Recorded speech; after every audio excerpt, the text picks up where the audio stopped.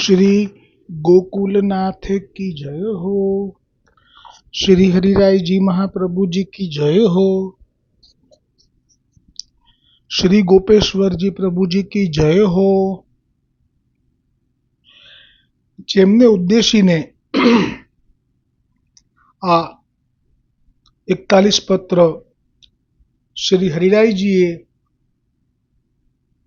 રચ્યા હતા તે गोपेश्वरजी प्रभु तथा समस्त वल्लभ कुल परिवार की जय हो। આજે શિક્ષાપત્ર 27માં હવે 7મો શ્લોક આવશે। જેમ આપણા સૌના ગુરુ એક તો બ્રહ્મસંબંધ દાતા, જેમનાથી આપણને બ્રહ્મસંબંધ પ્રાપ્ત થયો છે તે પણ આપ જ કહે છે આચાર્ય કુલ બાળકો કે મૂળ ગુરુ એ મહાપ્રભુજી વલ્લભાચાર્યજી છે। તો પછી આપણને પણ એવું થાય કે તો પછી મહાપ્રભુજીના ગુરુજી કોણ છે? કેમ કે ગુરુ વિના તો જ્ઞાન નથી અને ઈશ્વર થઈને પણ ગુરુ છે એવું પ્રમાણ ગર્ગ સંહિતામાં છે કે પૂર્ણ પુરુષોત્તમ શ્રી કૃષ્ણચંદ્ર જે ગોપીજનોને વચન આપી ચૂક્યા હતા કે આજે રાત્રિ અમે રાસ માટે આવીશું, પરંતુ ખૂબ સમય ગયો છતાંય ન આવ્યા અને પછી આવ્યા ત્યારે જાણ્યું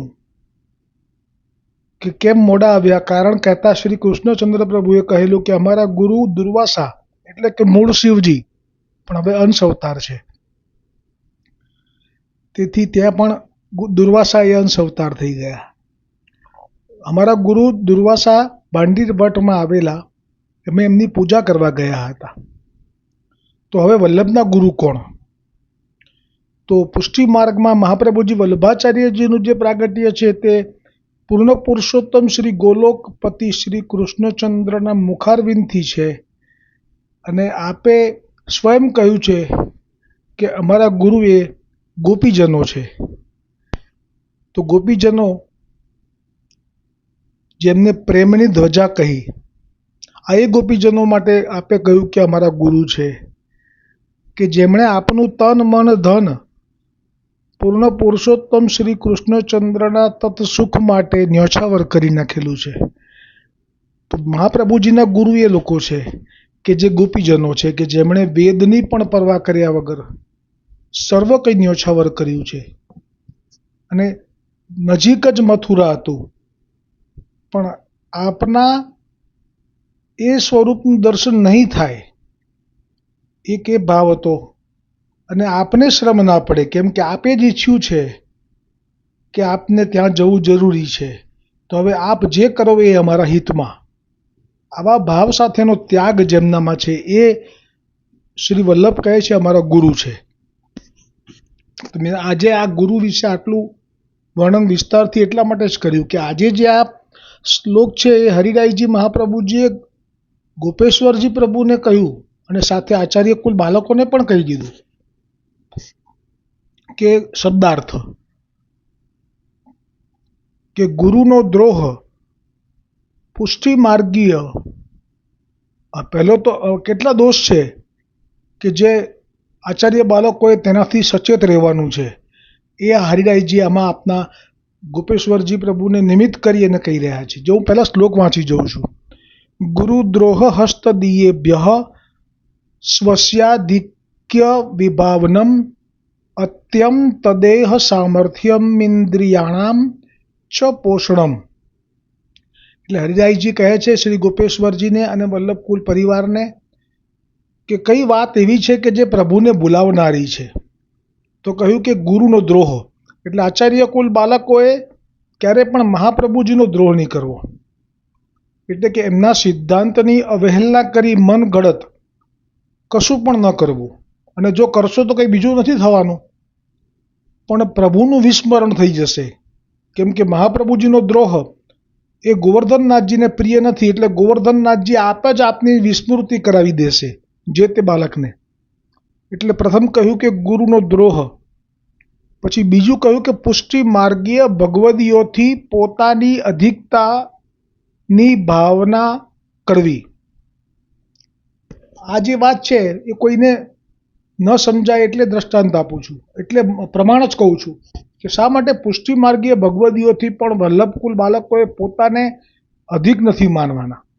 તો જે અત્યારે શરૂઆત કરી મેં કે મહાપ્રભુજીના ગુરુજન તો ગોપીજન છે, તો ગોપીજન એ પ્રભુને વેદથી પરવા કર્યા વગર સર્વ કંઈ સમર્પિત કરી અને એમના થઈ ચૂક્યા છે.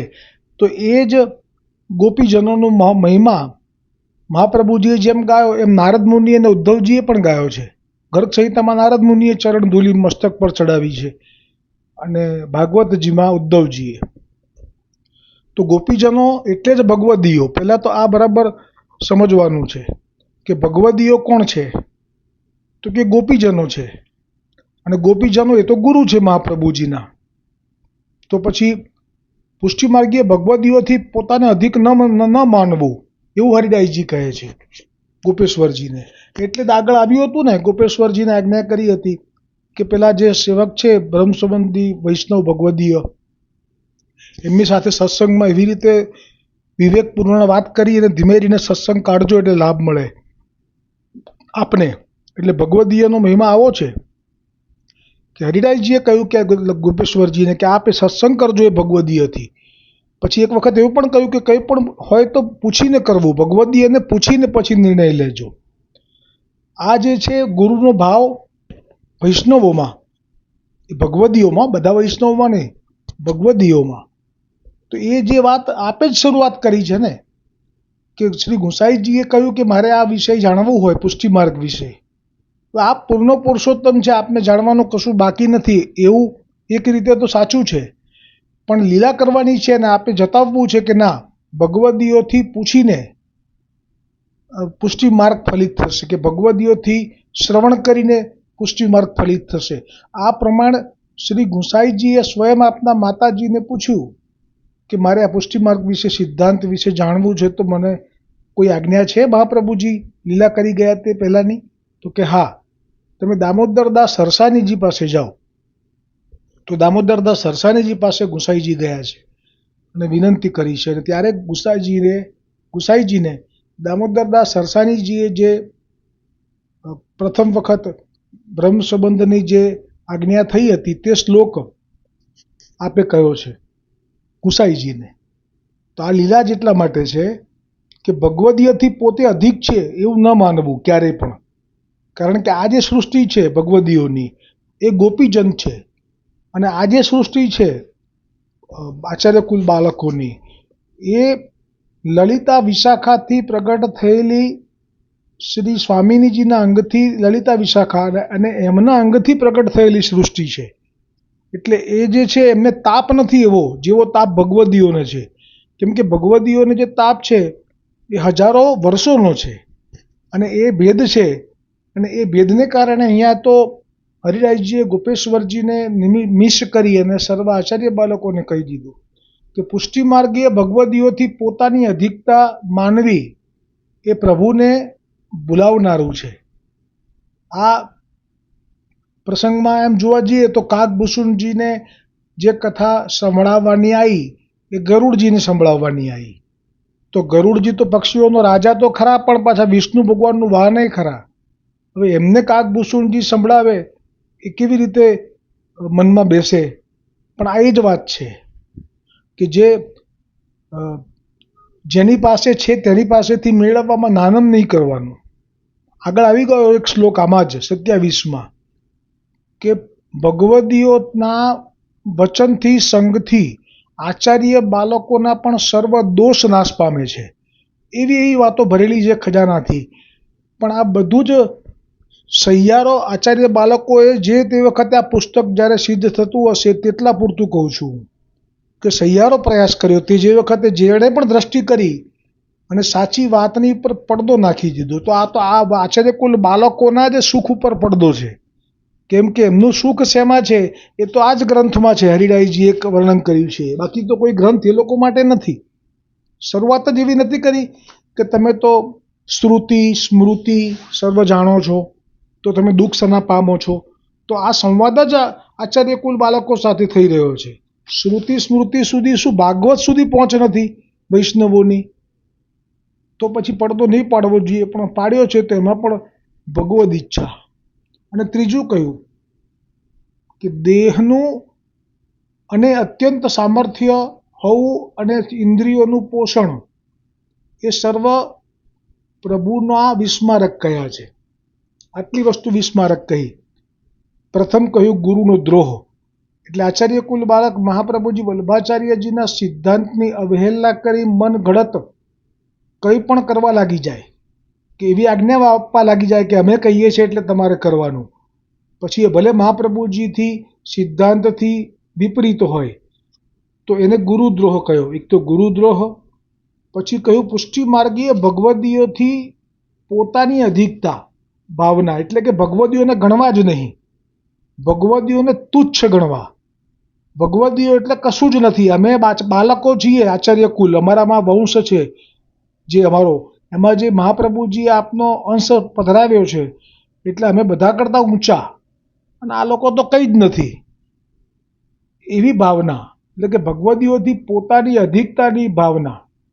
પછી પોતાના દેહનું સામર્થ્ય બહુ હોવું, કારણ કે અલૌકિક છે, બિંદુ સૃષ્ટિ છે એનું સામર્થ્ય જુદું છે, નાદ સૃષ્ટિનું સામર્થ્ય એટલું નથી જેટલું અત્યારે બિંદુ સૃષ્ટિ જે પ્રવાસ કરી લે છે પછી એમને શરમ નથી દેખાતો. તો એ અલૌકિક સામર્થ્ય આપેલું છે, પણ એ વૈષ્ણવો માટે આપેલું છે, વૈષ્ણવોના પોષણ માટે આપ્યું છે, એ પણ મહાપ્રભુજીના સિદ્ધાંતથી પોષણ કરવાનું છે. પછી એમાં પોતાની ખ્યાતિ કે વાહવા કે કોઈ ધંધાકીય રીતે કે કોઈ આવક થાય વૈષ્ણવથી વૈષ્ણવને, તો પછી ઠાકોરજીએ ગોપીચંદોને 5-15 ગાયો 5-5 હજાર ગાયો આપી દીધી હોત તો ક્યાં પ્રશ્ન જ હતો. એવું પોષણ કરવાની આજ્ઞા તો કોઈએ નથી કરી, મહાપ્રભુજીએ પણ નથી કરી. નારાયણદાસ ભાટને કહ્યું હતું, નારાયણદાસ ભાટે પૂછ્યું હતું કે મારા ભાગ્યમાં દ્રવ્ય, તો કે ના નથી. પછી આપે દ્રવ્ય બતાવ્યું ખરું ધ્રુવ ઘાટ ઉપર, પણ લેવાની ના પાડી હતી. તો એનું કારણ હતું કે તારા ભાગ્યમાં એટલા માટે દ્રવ્ય નથી કે તું પચાવી નહીં શકે, અને જો આ દ્રવ્ય તને પ્રાપ્ત થઈ ગયું હોત, જે તે લઈ લીધું હોત, જો તને વરુણના દૂતોએ ન માર્યો હોત તો તું આના કારણે અધમ થઈ ગયો હોત, તારો અંતરાય પડ્યો હોત, તારાથી કેટલાય લોકોના દિલ દુભાયા હોત, તારાથી પાપ કર્મ થયું હોત, તારાથી વિષયમાં અતિરેક થયો હોત. આ વચનો વલ્લભમાં હતા.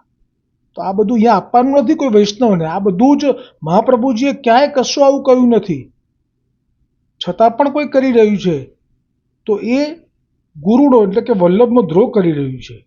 એનું પરિણામ કંઈ બહુ ખરાબ નથી, પણ પ્રભુનું વિસ્મરણ થઈ જાય છે, એટલે પછી હવે એમને પ્રભુનું સ્મરણ નથી થઈ શકતું.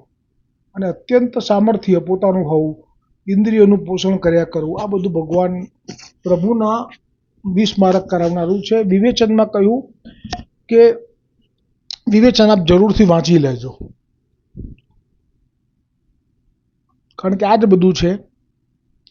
તો આજે આ 27મા પત્રમાં 7મો શ્લોક વિરામ થાય છે. હવે આવતીકાલે 8મો શ્લોક આવશે.